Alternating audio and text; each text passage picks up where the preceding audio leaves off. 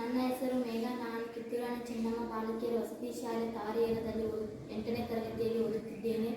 ನಾನು ಈಗ ಗಣೇಶನ ಕಥೆಯನ್ನು ಹೇಳುತ್ತೇನೆ. ಪಾರ್ವತಿ ಒಂದು ಗೊಂಬೆಯನ್ನು ಮಾಡಿರುತ್ತಾಳೆ. ಗೊಂಬೆಗೆ ಏನೋ ಕಡಿಮೆ ಇದೆ ಎಂದು ಮನಸ್ಸಿನಲ್ಲಿ ಅಂದುಕೊಂಡು ಅದಕ್ಕೆ ಒಂದು ಜೀವವನ್ನು ತುಂಬುತ್ತಾಳೆ. ಅದಕ್ಕೆ ಒಂದು ಹೆಸರು ಇಡುತ್ತಾಳೆ, ಗಣೇಶ ಎಂದು. ಗಣೇಶ ಎಂದು ಹೆಸರಿಡುತ್ತಾಳೆ. ಶಿವ ಧ್ಯಾನ ಮುಗಿಸಿಕೊಂಡು ಬರುತ್ತಾನೆ. ಆವಾಗ ಪಾರ್ವತಿ ಗಣೇಶನಿಗೆ ಹೇಳಿ, ನಾನು ಸ್ನಾನಕ್ಕೆ ಹೋಗುತ್ತೇನೆ, ನೀನು ಇಲ್ಲೇ ಯಾರು ಒಳಗಡೆ ಬರದಂತೆ ನೋಡಿಕೊಂಡು ಇಲ್ಲೇ ಕುಳಿತಿರು ಎಂದು ಹೇಳಿ ಹೋಗುತ್ತಾಳೆ ಒಳಗಡೆ ಸ್ನಾನಕ್ಕೆ. ಆಗ ಶಿವ ಬರುತ್ತಾನೆ. ಶಿವ ಬಂದು ಒಳಗಡೆ ಹೋಗುತ್ತಿರುತ್ತಾನೆ. ಆಗ ಗಣೇಶ, ಒಳಗಡೆ ಹೋಗಬೇಡಿ, ನಮ್ಮ ಅಮ್ಮ ಯಾರನ್ನು ಒಳಗಡೆ ಬಿಡಬೇಡ ಅಂತ ಹೇಳಿದ್ದಾಳೆ, ಯಾರು ಒಳಗಡೆ ಹೋಗಬೇಡಿ ಎಂದು ಹೇಳುತ್ತಾಳೆ. ಅಷ್ಟರಲ್ಲಿ ಶಿವ ಕೋಪಗೊಂಡು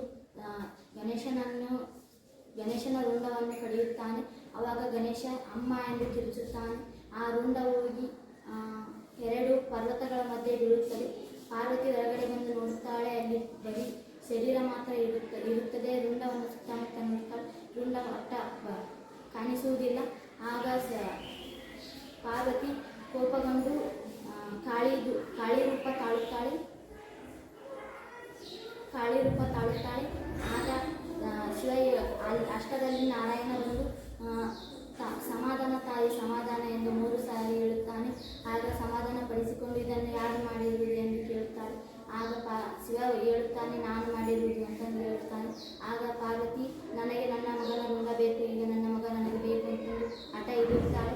ಆಗ ನಾರಾಯಣನಿಗೆ ಶಿವ ಹೇಳುತ್ತಾನೆ, ನಾಳೆ ಸೂರ್ಯ ಉದಯಿಸುವಾಗಲೇ ನನಗೆ ನೀನು ಭೂಲೋಕಕ್ಕೆ ಹೋಗಿ ಒಂದು ಪ್ರಾಣಿಯ ರುಂಡವನ್ನು ನನಗೆ ತಂದುಕೊಡಬೇಕು ಅಂತ ಹೇಳುತ್ತಾನೆ. ಆಗ ಶಿವನ ಆಜ್ಞೆ ತಪ್ಪದೆ ನಾರಾಯಣ ಬೆಳಿಗ್ಗೆ ಆಗುವಷ್ಟರಲ್ಲಿ ಹೋಗುತ್ತಾನೆ. ಭೂಲೋಕಕ್ಕೆ ಇಳಿಯುವಾಗ ಕಾಡಲ್ಲಿ ಹೋಗಿ ಇಳಿಯುತ್ತಾನೆ. ಅಲ್ಲಿ ಸುತ್ತಮುತ್ತ ನೋಡಿದರೂ ಯಾವ ಪ್ರಾಣಿಯೂ ಕಾಣುವುದಿಲ್ಲ. ಆಗ ಅಲ್ಲಿ ಒಂದು ಆನೆ ಮಲಗಿರುತ್ತದೆ. ಆನೆಯ ರುಂಡವನ್ನು ಕಡಿದುಕೊಂಡು ಬಂದು ಶಿವನಿಗೆ ಒಪ್ಪಿಸುತ್ತಾನೆ.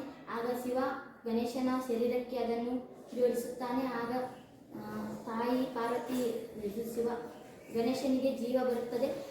ತಾಯಿ ಪಾರ್ವತಿ ಹೇಳುತ್ತಾಳೆ, ಇವರು ನಿಮ್ಮ ಅಪ್ಪ ಹೇಳಿದ ಹಾಗೆ ಕೇಳಬೇಕು ಎಂದು ಹೇಳುತ್ತಾಳೆ. ಆಗ ಗಣೇಶನನ್ನು ಮುದ್ದಾಡುತ್ತಾಳೆ.